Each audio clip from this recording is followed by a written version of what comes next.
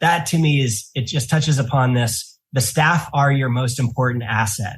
And if you don't give them the opportunity to contribute to their fullest of how they want to contribute and know that they can contribute, you may end up losing those staff, or you'll not get the value that they want to bring, and they won't feel great about it, especially if they know that automations are possible and they're just having to do this anyway because the boss doesn't want to invest in an automated solution.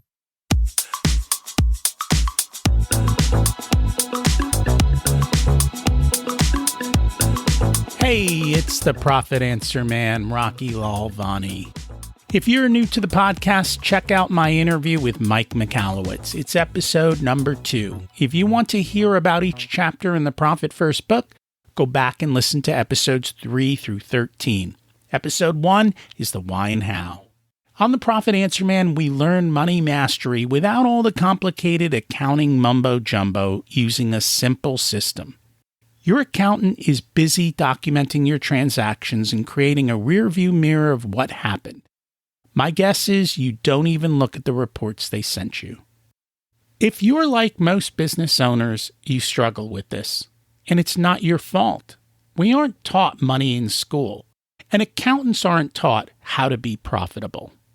The Profit First system created by Mike Michalowicz works, and he certified me to help you implement the system in your business. Remember, the new equation is sales minus profit equals expenses. Let's face it, without cash flow, you can't pay your employees, buy needed materials, or pay your mortgage and support your family. I help you to do that and more, so you can focus on the parts of the business you love and receive the rewards for your labor and investment into your business. The stronger you are as a business owner, the more jobs you create, the better we are as a country. Small business owners are the backbone of America, and for that, you deserve to be well rewarded. Just remember, more revenue does not equal more profit. That's why we focus on the bottom line. I get annoyed at software costs. I know they can save us a bunch of time and can automate a lot of work. But over the past few years, it's gone from buying a piece of software to paying a never-ending subscription price for software, and it keeps going up, which definitely cuts into profitability. That said, some software can make us truly better. It helps us to drive profit. And if you know how to deploy it and use it well, you can use it to create a competitive advantage in an industry. Take Uber. They're a software company. It's a game changer, right? But it was very expensive to build that software. At least they own it and they don't have to pay a subscription cost. ChatGPT is another game changer. There are so many of these AI platforms that are coming out. I use a bunch of them to help me with emails, show notes, marketing materials, just getting stuff done, which is cool. But the cool thing is, well, technically the entry level of ChatGPT is free, which I love. We'll see for how long. One of the things we'll talk about today is being crystal clear on what you want and where you're heading, and knowing that before you begin your journey. And the same is true of picking software. Our guest today started his business with profit in mind. Jamie Royce is the CEO and founder of MindCloud, a company that specializes in helping small and medium-sized businesses connect their software and make their most important and mission-critical integrations easier. He has over 20 years of experience in software integration. He's seen the evolution of modern technology and always has a goal of increasing production through automating tasks through the use of modern technology. Let's meet Jamie. Welcome to the Profit Answer Man, Jamie Royce. It's great to have you join us today. Thank you so much for having me. Glad to be here. Can you share a little bit about yourself and your business? Yeah. So my name is Jamie Royce, started MindCloud, which is an integration platform as a service company. a couple years ago. What that means, integration platform as a service, it's similar to a SaaS product, except it's called iPaaS. So an integration platform is just a piece of software that helps to bring different software together and get them all to talk to each other. So integrate means take separate things and make them as one. So we're making your different software platforms act as one overall software platform. So this journey came about over the last couple of years. I've been in software automation and systems integration for over 20 years. I started back in 2002, and over 20 years of working in the corporate world, building systems, automating processes. It's my passion. I love making things easier for myself and my team with computers. And I've been passionate about that since late 80s when I was playing Jumpman on my Commodore 64, my dad's computer. And I learned about the command prompt and how you could give it commands and get the computer to do stuff. That was just, I think I was 8 years old, and I was just so mind blown that you could tell the computer to do stuff and then it does it for you. And then experimented with different batch commands and giving it a bunch of commands and letting it do stuff. It was just so cool. So I've always tried to use this type of tool in anything I did, whether it was in computers or just doing some kind of administrative role. I hate tedious data entry. I hate copying and pasting or, doing stuff that I know the computer could facilitate and do for you. So before AI, before ChatGPT and all these things, I was always trying to figure out how to emulate the tasks that I'm doing with the computer. So that's been kind of the driving force through my career. And then 2.5 years ago, I was working as a consultant, and I was trying this out as my own business instead of working in the corporate world, which was safe. The corporate world was comfortable, safe. You can rely on that paycheck. You're not responsible for anyone else's livelihood. It's just yourself, and you try to move up the corporate ladder. But I hit a ceiling where I had these dreams and goals that I wanted to achieve, and I could not grow in that structure. And I went off and I started as a consultant to test out some of my ideas. So one of these ideas I was watching in one of the companies I worked for, hiring a consultant and paying them tens of thousands of dollars a year to build a simple automation between two software platforms. And I was like, I could do that. And we're paying this outside company all this money to do this simple automation thing. So I'm like, okay, let's see if this is something that a lot of people need and not just one or two people. And I took that approach, started an LLC. Me and a friend just took on a couple projects to experiment and see if there was a market for this subject of automation and integration for small and medium-sized businesses. And that led to huge demand. Everybody I talked to was like, I need this. How do I do it? I've got this estimating software over here and it doesn't talk to QuickBooks, or my CRM and the ERP don't talk to each other.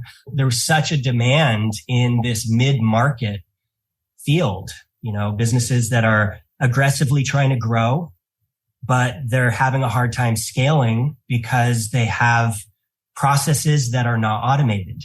And I took it as a mission to help my customers to compete with the big guys by helping them streamline and automate their processes.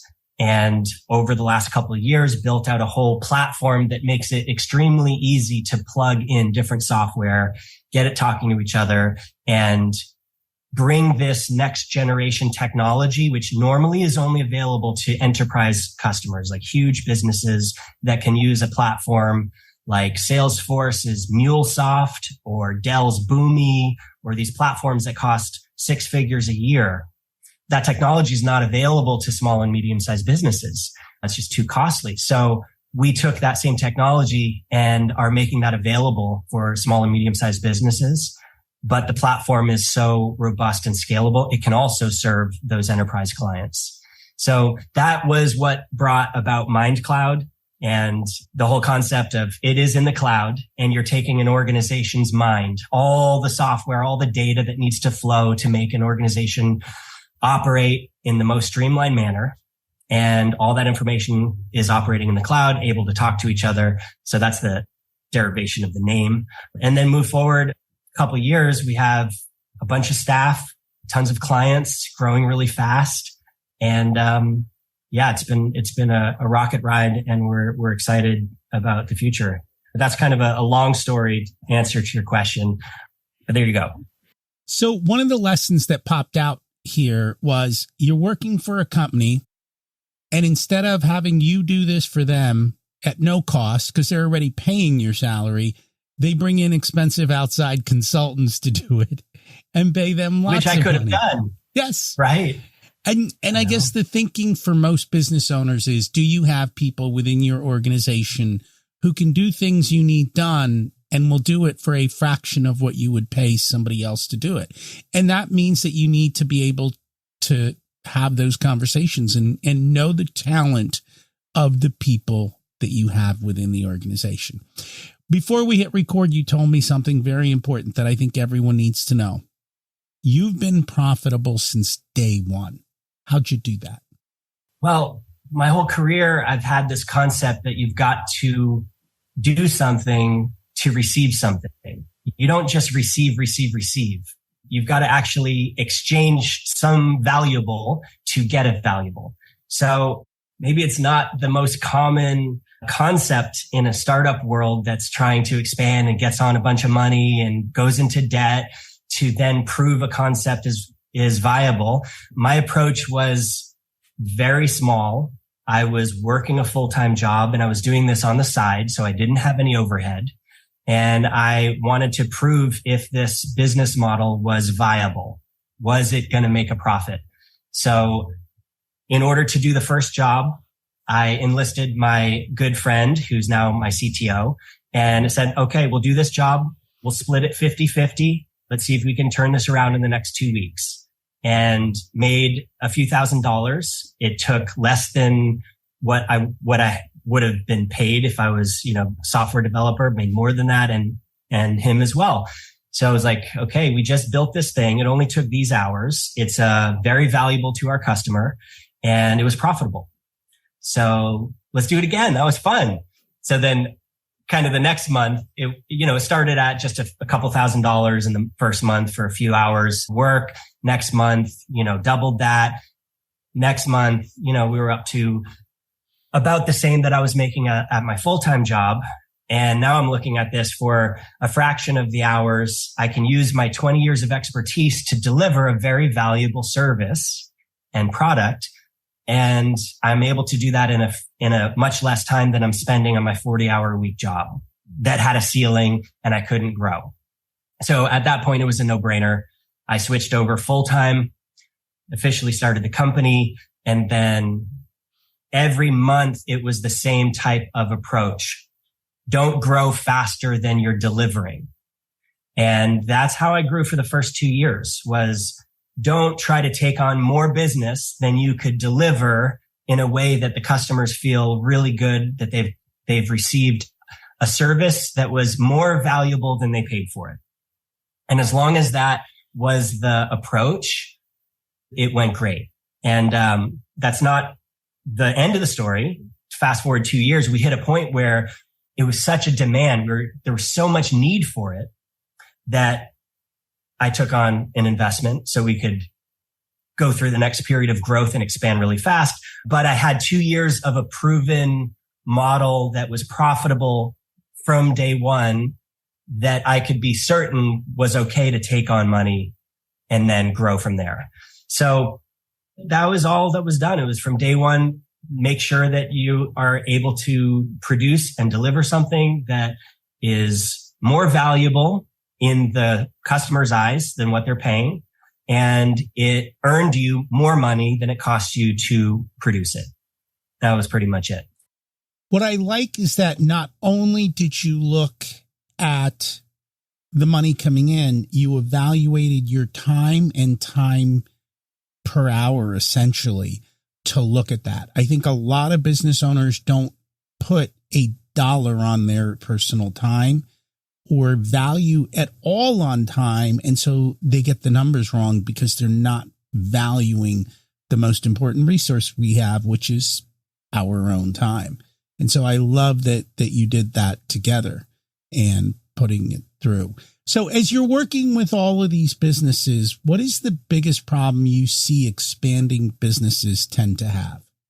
Well, first of all, if they're an expanding business, that's a great accomplishment already. They're already growing and they need help growing faster. That's the ideal customer, someone who's got a vision, they're trying to grow, and they're not just set in their ways, but they need help technologically how to grow faster. The biggest barrier for customers that I've dealt with has been the idea that technology is complicated. It's too hard. It takes too much time. From their past experiences, it was not worthwhile and it wasn't going to be profitable. All these kind of past failures has been the biggest barrier that then prevented that reach to solve the problem that they're having. And oftentimes I've had to break through that to show what is possible, that it is simple, that technology is not complicated when you get down to the ones and zeros. You've just got data. It's got to go from one place to another. And there's a way to do it. It's not complicated. And if you start from simplicity and kind of strip away all the complexities and complicated terminology and just help business owners to also understand that the technology is not this daunting, overwhelming behemoth of a barrier to overcome, then they see, wow, I could actually eliminate this tedious task of copy paste from one system to the next, which I thought was the only way to do it. Or they had hired a consultant in the past who tried to solve it and then it broke, or they had some Zapier connection that disconnected after a while and they didn't know how to plug it back in. So showing them that it was actually simple, showing them that they could solve this problem with technology, that's been the barrier that I would say is the most important to overcome in the beginning, is showing that it's simple, showing that it is possible, that their vision can be brought into reality using technology. And that's the first barrier always to overcome. You know, it's funny because I see similarities in what I do. A lot of people say looking at the finances is difficult. It's because they don't understand the language or it's not something that they're familiar with. The same way, technology is difficult if you're not familiar with it and you don't have the expertise. And this is why in our businesses, we need help. Go find the people who are experts at what they do. Don't try and figure it out yourself because you just bang your head against the wall and get mad all the time. It's much easier to find somebody, let them handle it, and move on to do the parts of the business you love and that you enjoy. And a big part of what I love is automation. Because let's face it, everyone's struggling right now to find employees. To find highly skilled employees is even harder. And there's a lot of things that, just like you, the business owner, don't like to do. There's things your employees don't like to do. And if you can simplify all these processes and make them easier, then your employees have fun at work. It's no longer stressful and they're not doing monotonous stuff that you have to do it, but you don't need to do it the way you're doing it. So yeah, that's so important. And your staff are the most valuable asset you have as a business owner. Good staff. You don't want to have them spending time doing something that could be automated, even if the automation costs you some money. I had one client that had a team across several different departments, and each of them were spending an average of 400 hours a year copying and pasting from one program to another, all just, a third of their day, half their day, 400 hours each a year. So adding all that up was tens of thousands of dollars of hidden labor cost. One. Two, wasting the valuable contributions that those staff members could have had that they spent copying and pasting instead. And three, leaving this negative feeling with their employees that they're not able to contribute at a level that they feel they can. And interviewing a lot of these staff members, that was the common thread, is they felt that they could and they would like to be doing so much more for the company they were working for, but they were just stuck having to solve this annoying problem of copying and pasting because that's what the boss wanted. And nobody within the organization knew how to solve that with technology. And that's an example of if you get stuck in your ways, or you have this fixed kind of idea that things maybe are hard, or it's too difficult, or it's too costly. But then you have to look, how much time are you wasting of your staff? How much labor hours are you spending having somebody do something that could be automated?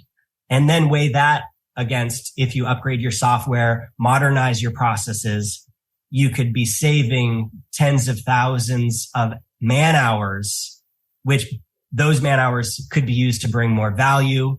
You could scale. A quick story. One of my first clients, he had 2 full-time data entry staff copying data from Salesforce into Walmart.com and vice versa. Every time they sold a product on Walmart.com, they copied the order, the information, and manually had to update it into Salesforce all day long. So the more orders they did, the harder this data entry staff had to work. And it's kind of this reverse. The data entry staff doesn't want more work, but the business owner wants more orders, but he's running into this sort of negative goal of the data entry staff of, I don't want more of this type of work because I could only enter 30 or 40 orders a day. And the boss is trying to figure out how to scale that. So they had 2 staff doing this all day, all year. And they only were able to sell on 3 different platforms. They sold on Amazon, eBay, and Target. So MindCloud automated the whole process between Salesforce, eBay, Walmart, and Amazon. So the orders automatically loaded, the inventory automatically synchronized between all the different platforms. The shipment tracking information was automated. Those 2 staff did not have to do that anymore. They could be used for something else. And 2 years later, that company was able to 10x their online sales. And they're now selling on over 20 different platforms. When before they were only selling on 3, they couldn't grow. They couldn't scale. They didn't want to because it was such a pain in the butt to hire more data entry staff and deal with all their complaining because it was so annoying, this type of work. And that was a big success story that was just from a simple automation that we did in a matter of weeks. Fully set them up and replace that functionality. So that to me it just touches upon this. The staff are your most important asset. And if you don't give them the opportunity to contribute to their fullest of how they want to contribute and know that they can contribute, you may end up losing those staff, or you'll not get the value that they want to bring. And they won't feel great about it, especially if they know that automations are possible and they're just having to do this anyway because the boss doesn't want to invest in an automated solution. So anyway, it's funny you I think say it's really that. important. Yeah, it's funny you say that because just before we hit record, I was on listening to Seth Godin talk about his new book, which is Bringing Significance to Work. It's people who love their jobs, do meaningful stuff.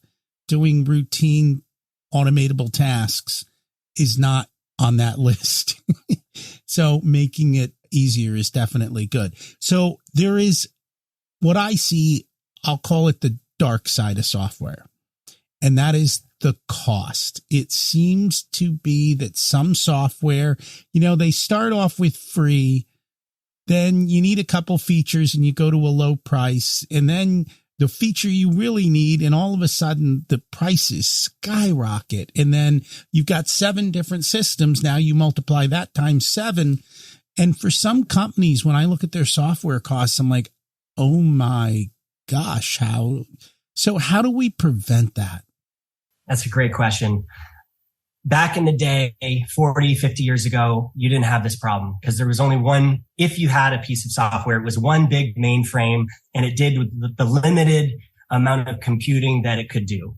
And that's it. And there was nobody could spin up an app in a half a year that could do something and go to market with it like you can now. You can spin up an app in weeks and have a total independent function replaced with some SaaS subscription. And so 40 years ago, we didn't have this problem. Then you fast forward 20 years, you start to see Salesforce creep in, and you've got this platform that can do so much stuff, but it still doesn't do this other. So then you get in this groove of doing the swivel chair. You go to one computer for one thing, go to the other computer for the other, and copy and paste set in between two different software. Then you fast forward now, you've got the average business owner is using at least 10 or more different software applications. Each staff is touching 10 or more software applications every day, clicking one to the next, logging into your email, checking it over here, going into your accounting software, going into your CRM, so many different wasted time frames of one software to the next. It's just, it wasn't a problem until the expanse of all the software hit in. And you have so many opportunities. So with all these opportunities came about this void of a solution of how should the modern business owner operate in this world, in this sea of software applications. Most people have the problem that you're talking about. 10 different applications, thousands of dollars a month of subscriptions, sometimes subscriptions for software that they're not even using, because they haven't set it up or it's not operating the way they want to.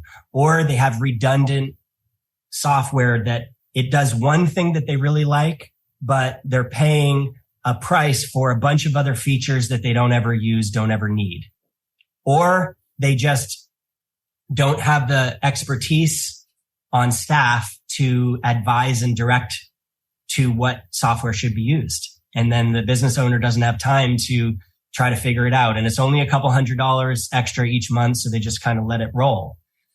So taking a step back from that, that's why MindCloud was created. That's the problem that MindCloud is setting out to solve. You don't have to have one piece of software. You could have 2 or 3 different key software applications that do the things that you need. Like there's one partner that we just started working with recently called JetBuilt. They're an excellent project management for companies in the audio-visual industry, but they're not a great accounting software like NetSuite or smaller businesses using QuickBooks. So companies who need their accounting software to talk to this new software platform they're stuck. They have to copy and paste the data or bulk import, export from one system to the next. Where we build a connection between the two platforms and make them act as one. So the total cost of software comes down because you can get rid of a lot of software applications that maybe do one feature that actually can be done on one of your existing software platforms, as long as it can talk to the key ones you need. So the first step that we usually do with clients is review all software subscriptions that they currently have and make a list of all those and do them by function. There's CRMs out there like HubSpot that can do the majority of functionality that companies are currently using 3 or 4 different software programs for, like SMS texting, or their, Ring Central calling from some other platform, or, their scheduling program in another software platform. And instead of that, get onto one piece of software that does the majority of what you need, which is usually a CRM or an ERP platform, and then plug in the few pieces that doesn't do great. And that's how to approach it. First, get help from somebody who knows how to do this. Don't try to solve this on your own. A lot of customers that were using Zapier came to us because they tried to set their whole software integrations set up themselves using these kind of no-code solutions where they don't actually know. They're not software developers. They're not data engineers or software integration specialists to know how should things flow. What is a correct way to have data? There's a thing called the source of truth, and one system should be the source of truth. You shouldn't have 2 systems that are both doing the same thing and mixing up records. One, you're updating a phone number in one and a phone number in the other. How do you know which one is right? So there's all these kind of things that somebody who knows what they're doing would set up the whole integration for you, let them run it, and let you focus on building your business and not trying to become a software specialist. So again, that's what our approach is that's different. We're the integration specialists. Let us be your integration partner. Let us deal with all that stuff. You focus on running your business. Let us focus on how to get all your software talking, get rid of redundant software applications that you don't need, eliminate those subscriptions, and just focus on how do you scale your business. And that's the best relationship I've seen, is where you let a professional, an expert, do what they're an expert at, and you don't try to do that yourself as a business owner.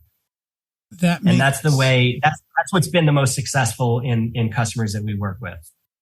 And that makes a lot of sense. We always say who, not how, based on the book, and just saying it becomes overwhelming to learn everything. So when necessary, find the experts, plug them in, get everything working so you can focus on your zone of genius and serve your clients and do that well. And I think that is one of the biggest things. I don't think enough people think through their entire software ecosystem, making sure that they're making the right choices up front, evaluating costs, looking at the pluses and minuses, testing some different systems out, and seeing what will best serve them, because trying to move from one to the other is never easy, and it's just a ton of work. And so then you get stuck on the one you are on, and then you're mad every day because trying to use it is a pain. And I know when we built out our course, picking the course platform was actually the point that took us the longest.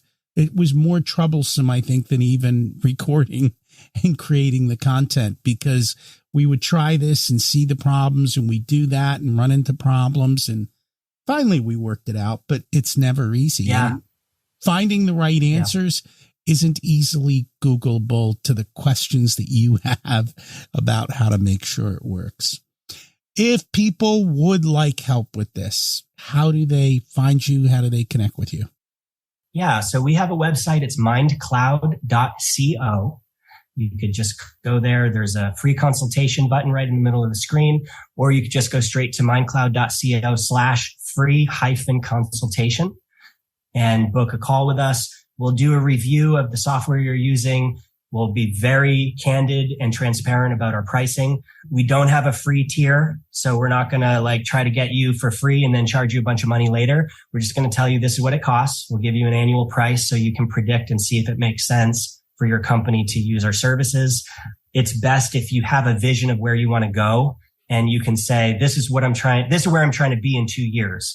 Don't come and say, I'm trying to connect all these software because I'm running into all these bugs. That's our job. Let us figure out if you even need to use the software you're trying to use. Maybe you're on a wrong platform that is just going to waste your time and money later on. So it's best to just say, where are you trying to go? Where do you want to be in a couple of years? And what are the barriers you're running into that are related to technology? And we'll give you a proposal and help you out.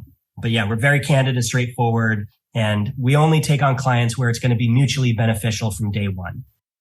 And the biggest thing that I tell people is you have to have a target. When you have a target, it's easy to hit it, but you don't know where you're going or what you're aiming for. It's really difficult to achieve that.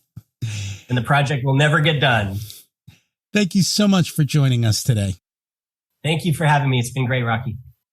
We are always having discussions on automation and software costs with our clients to ensure they're getting the maximum value for what they spend. We do audits on the spending from time to time. Does automation make sense for you? I know for many of my clients, building out a good Excel worksheet to help with job costing has been a game changer. Make sure that their bids are right, the costs are up to date, and it saves time. Our entire client delivery is based on automated systems that pull data from the accounting systems and convert it to what our clients need to see best to run their businesses. And we can do this quickly. We custom it out for every single client to what they need. I'm always mindful of the costs and searching for better ways. And sometimes, like just recently, I went back to just building our own systems instead of picking another platform with a monthly cost that didn't fit the way I needed to do things. And sometimes you just got to put a little time effort into it instead of money. What works for you?